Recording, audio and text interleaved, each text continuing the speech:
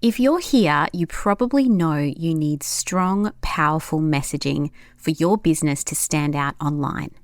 But how to actually get this? That's the million-dollar question. And I have an answer for you. It's exactly why I've created a special free masterclass where you can find out how to use the power in your astrology chart to give you the clarity and uniqueness you've been searching for. Go to sophiapalace.com and find the Learn tab to access this masterclass and amp up your message right now.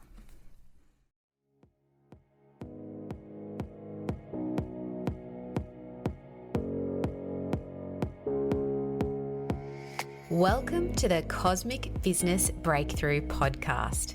I'm your host, Sophia Palace, and this podcast is for soulful entrepreneurs who want to harness the cosmic power of astrology to elevate their message, unlock flow, and attract their best clients ever. Join me every week and get excited to discover how you can use the energy of the cosmos to get the business breakthrough you've been waiting for.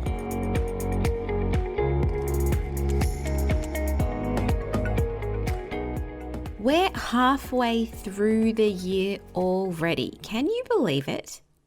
I'm actually recording this on the evening of the Winter Solstice, which is the shortest day of the year here in Australia. It is the longest day, or the summer solstice, if you're in the Northern Hemisphere. And this marks a really important turning point in the year. And that's why it's the perfect moment to reflect on what you've already achieved this year and to reset and refocus your intentions for the rest of the year. So in today's episode, I want to look back at a few of the astrological changes we've been through in the first half of 2023 and ask you some questions to get you thinking about what you've already achieved, and also look forward to the next 6 months of the year and give you an insight into what's coming up, what important astro things are coming up. And if you hang around to the end, I've recorded a short meditation to help you visualize an amazing next 6 months in business, because visualization is one of those tools that has been so helpful to me in my business and personal life. Just, imagining things going well, visualizing things going well helps things to go well. And I think that's been demonstrated in a lot of ways, with athletes visualizing success, with many business owners and successful entrepreneurs visualizing success. So I want to give that to you as well. Obviously, it's my own kind of take on the next 6 months in business. So hang around till the end for that, and let's dive in. So the last time I checked in around a cosmic update, or I recorded our cosmic update for 2023, was December, and it was the time of the summer solstice here in Australia. It was December.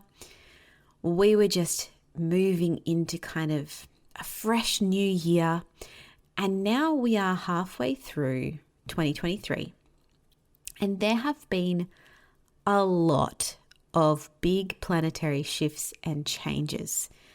To keep it relatively short, to summarize what's been happening, the main changes we've seen over the past 6 months, we've had Saturn, Mars, and Pluto all change signs, and that happened in March. We also had Jupiter move into Taurus in May, and that's a big shift, which we will be seeing more of and working more with as the year unfolds. But that is quite a lot of big stuff to happen in a short amount of time. So it's likely that you felt a little bit destabilized by 2023 so far. It may be that you've got all these great new ideas and this new sense of possibility, which I hope is what you're feeling now. But it's likely that just a lot has been happening, and maybe things have been happening in a way that you hadn't planned for as well. But let's dive into why that might be the case. So let's talk about Mars first, because it is the closest planet to us of the list of planets that have changed signs. One of the first changes we saw in 2023 was Mars finally moving out of Gemini, with the sign it had been in for several months. So it retrograded through Gemini, and then it finally moved on out of Gemini in March. So I would love to know, and I would love for you to reflect on what was going on for you in the Gemini part of your chart, which reflects, that part of your life, because this is where there was a lot of focus and recalibration because of that retrograde energy, and because Mars, being our planet of action, spent so much time there. So for me, to give that example again, Gemini is my second house of personal resources, money, self-worth. And boy, oh boy, there was a lot of recalibration going on in that sector for me in the first couple of months of the year, especially because I was getting ready to go on maternity leave. So there were a lot of those things coming up for me around my personal resources, around how I was going to make money, how I do make money, what my offers were, all of that kind of thing. That was all coming up for me then. And because Mars is all about action, energy, drive, and motivation, it can, especially when Mars is retrograde, it brings up a few of those issues, like a few of those places you feel stuck as well. And it's also representative of our frustrations, our anger, and sometimes can show up as a bit of passive aggression too. If you want to know more about Mars, listen to the Mars episode with Alicia Yusuf. We go into a lot more detail around Mars through each zodiac sign. But Mars in Gemini is quite frenetic and a bit scattered. It's trying to do a lot of things at once. So it's possible that you felt a bit overwhelmed and confused while that astro transit was playing out. And it's also possible that you were trying a whole bunch of things in your business at that time. Gemini energy is very curious. So while we had Mars there, we could have been actually trying a lot of new things. But for some people that might have felt more scattered, it might have felt more overwhelming, it might have felt a little bit impossible to get anything done because you were your attention was being pulled in so many different directions. So reflect on how that went for you. That might not have been your experience, but that is generally the energy of Mars in Gemini. So how did that time go for you? What happened or what shifted after March for you? Did you notice that change when Mars finally moved on and moved into Cancer, and it's continued to move since then? It's now in Leo. Is there anything that you've changed or put in place in the past 6 months? What changed in your business in the past 6 months? What offers changed? What ideas came to you? What new things were you trying and testing out? Were you diversifying any part of your business in that time? Reflect on that. Think of what you've achieved in that area or what you were trying to achieve that may now be possible now that you have some perspective with Mars moved out of Gemini. So this is a great time now at this solstice point to take a step back and reflect on how it all went for you, what worked, what didn't, and why.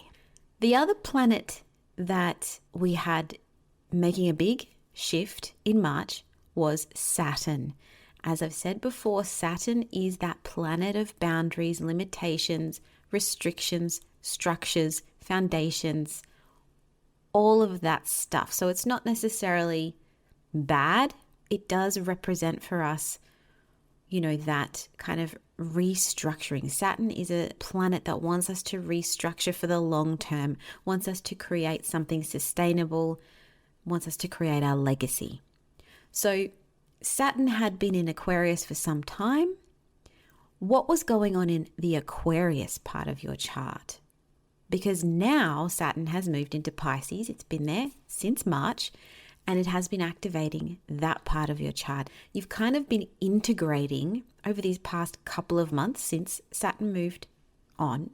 You've been integrating whatever lessons you were learning while Saturn was in Aquarius. So what is that part of your chart? For me, Aquarius is the 10th house. So it's all about my public reputation, my business, my career. So there was certainly over the past couple of years, while Saturn was in that area, a lot of restructuring going on with my business, with how I show up in a public way, and what I'm known for. Certainly that completely shifted since 2021 until now. So that's something to look back on. What has changed for you? Have you felt that shift now that Saturn has moved on into Pisces? And, did you breathe a sigh of relief? Or, have you been feeling a little bit more pressure or restriction since Saturn moved into Pisces? And what might that be reflecting in your chart? What's going on in your chart? Now, if you don't know, when I'm talking about the houses, what part of your chart, if you don't know what I'm talking about, I highly recommend you go and listen to the 12 houses episode. It is my most popular episode, actually. Go and have a listen to that one where I explain how an astrology chart works, how the houses of an astrology chart work, and, the topic areas that you might be looking at.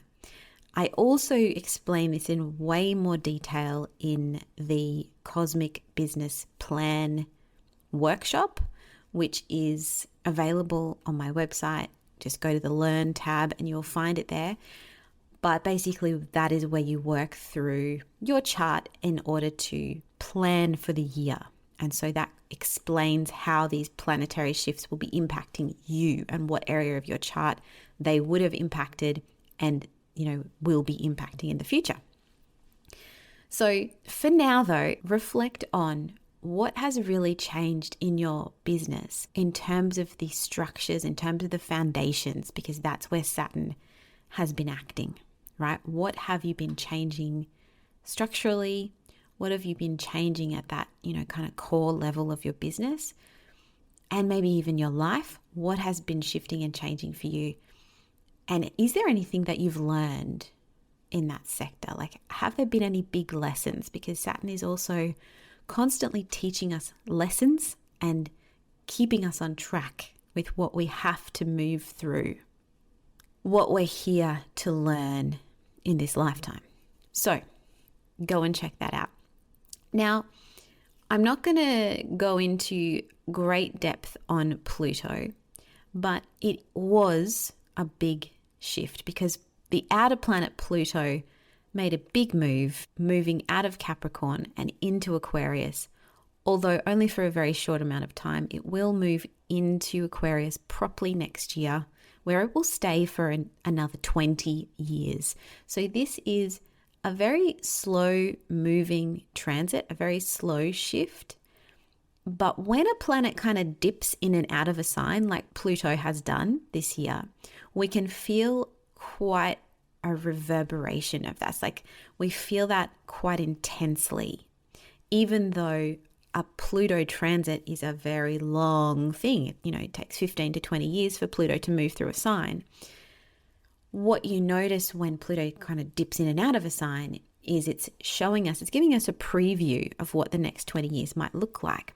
And it's interesting that as Pluto dipped into Aquarius, we saw this kind of an Aquarius energy being very progressive and innovative.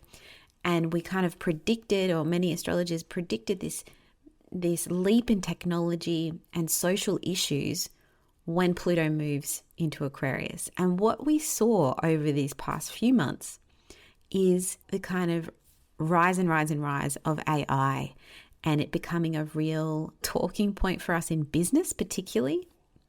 But, it's become a very big feature of 2023. And it's interesting that this all transpired in a big way as Pluto dipped into Aquarius. It's now moved back into Capricorn. So we're going back over a few things. It's retrograded back into Capricorn. We're going back over a few things that we're kind of tying up the loose ends of Pluto in Capricorn before we move into Pluto and Aquarius for the long haul. But, things like AI, artificial intelligence, are going to be big issues for us for the next 20 years. And we've just seen a little sneak peek of that, I suppose, in the past few months. So again, reflect, what has that brought up for you? Have you found that that is a really exciting shift? Have you really embraced AI or other forms of technology lately? Or are you feeling a little bit nervous or scared of what that might mean? Have a reflect on that.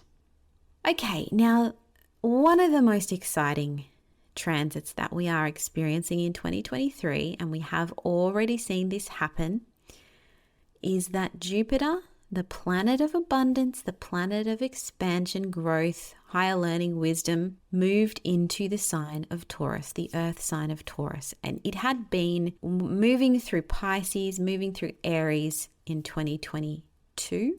So it moved through 2 signs in 2022, and now it's settled into Taurus, which is that grounded earth energy. So there is this slower, more deliberate pace when Jupiter is in Taurus. So I wonder if you felt that shift in May when Jupiter entered Taurus. It has some really nice vibes, Jupiter in Taurus, but it also gets us to kind of refocus ourselves on financial security and stability.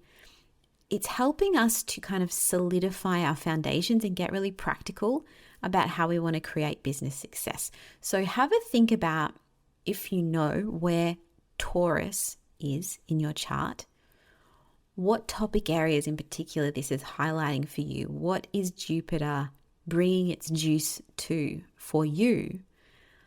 I know for me as a Taurus rising, this is, I was really excited about this transit. And when Jupiter moves through your first house, which your rising sign is your first house, when Jupiter moves through your first house, which is the house of your identity, your personality, your business brand, part of your business brand, also your body, your physical body.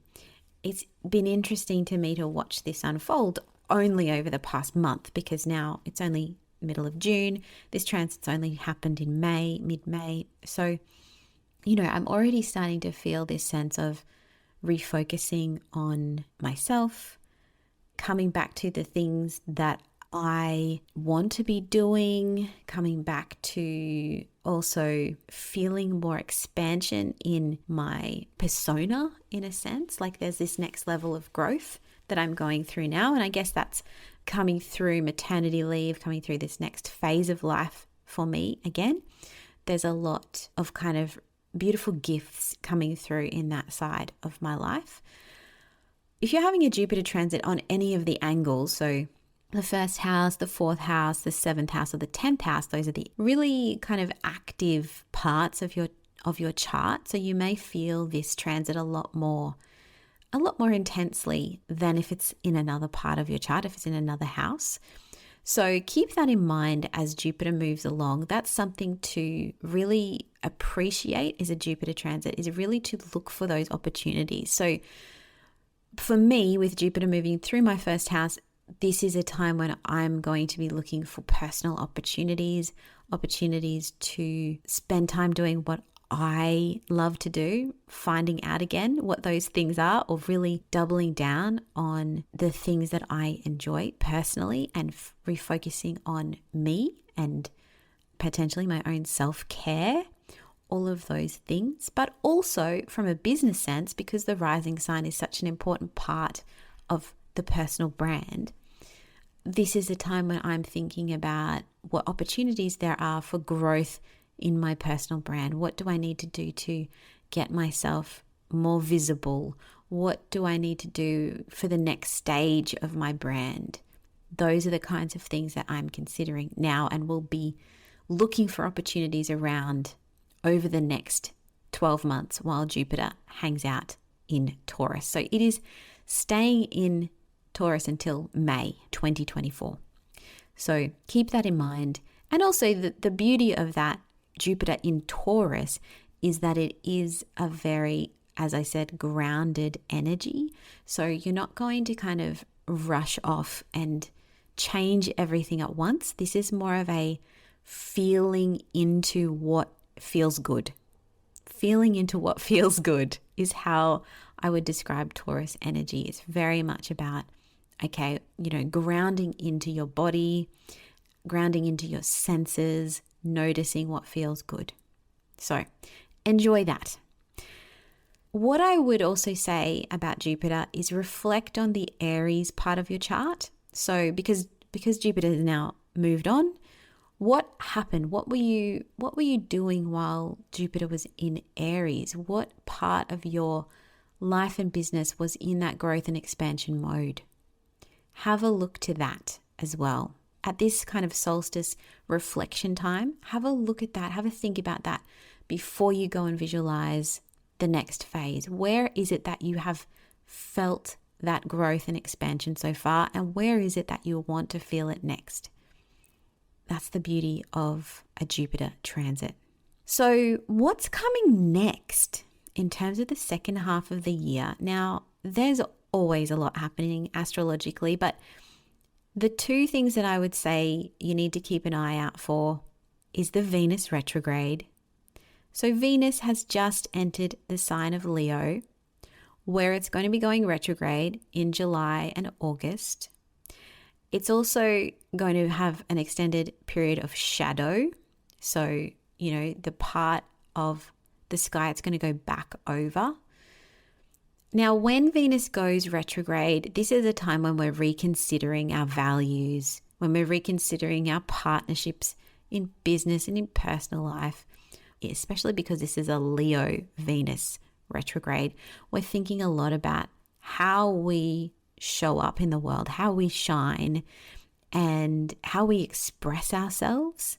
So we might be having a real readjustment in those areas, or a real kind of rethink of that. You might also want to make a big change to your branding, but I would encourage you to hold off on that until Venus. It goes direct from early September, but really we're still in that kind of retrograde shadow period until October.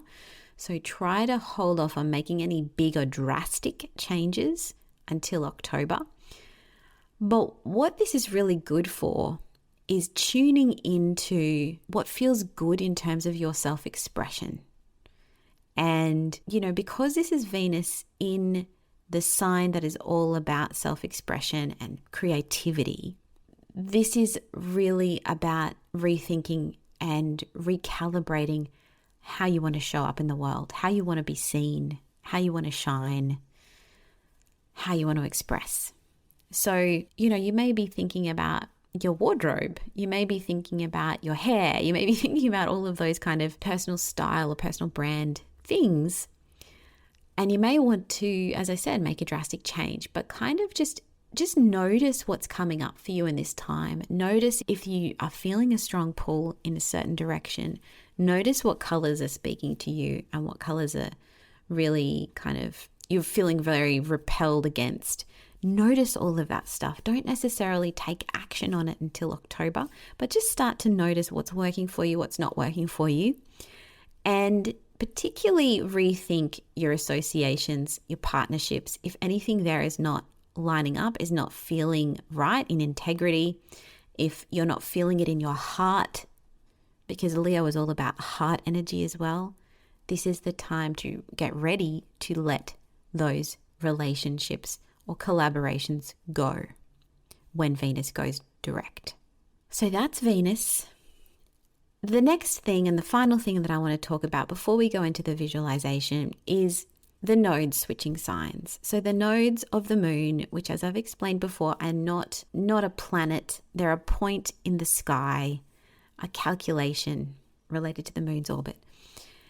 And we're going to see the nodes switch signs from the Taurus-Scorpio axis to the Aries-Libra axis. So this may mean that we feel this shift into, the North Node going into Aries may mean we feel this real intense shift into initiating things, into moving forward with plans that we've had or business ideas that we've got, like that real initiating cardinal Aries energy. And a fire sign as well. There's that sense of ignition happening. You may feel that happening a little bit, particularly in the Aries part of your chart. You're going to feel this sense of, how can I get more momentum? Because the North Node is all about you're moving towards the North Node, and it's the head of the dragon. You want to eat more. You want to consume more of the North Node topics. So whatever Aries represents in your chart, that's what you're kind of getting more excited, voracious for, right? The Libra part of your chart, however, that's going to be the South Node. So where the South Node is. So that's where you might experience some sense of release, some sense of letting go.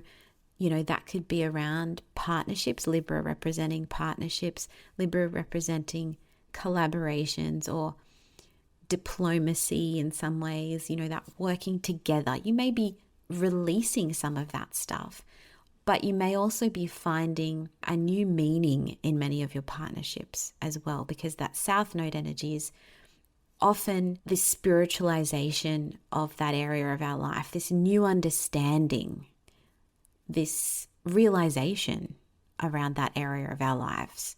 So that may be happening for you as the nodes switch signs.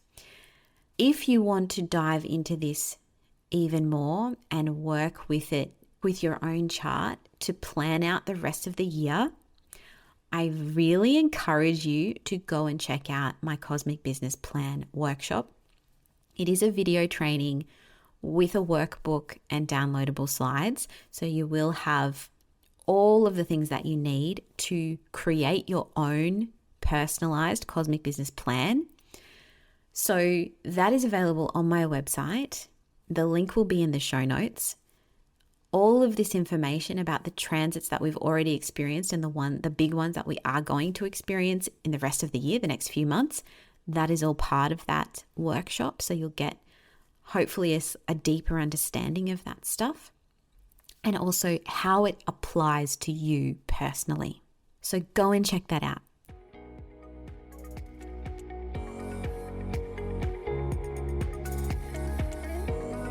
Thanks for joining me on the Cosmic Business Breakthrough. If you'd like to learn more about what I do, head to sophiapalace.com or follow me at Sophia Palace over on Instagram. If you're listening on Apple Podcasts or Spotify, I'd love for you to take a moment and review the show if you found it helpful and share it with a few friends. Thanks again, and I'll speak to you next time.